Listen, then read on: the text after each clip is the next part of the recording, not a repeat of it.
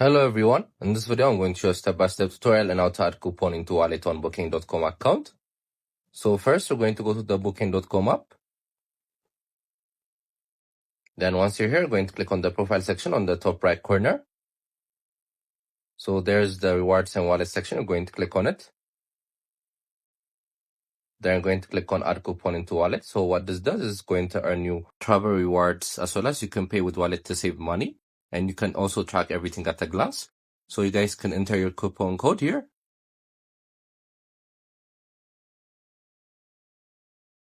Then once you finish inserting it, you're going to click on add code. So from now on, your coupon will be inserted into your wallet.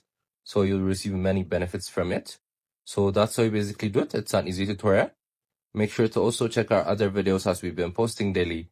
I hope you guys like this video. Subscribe for more, like for more, share for more. I hope to see you again.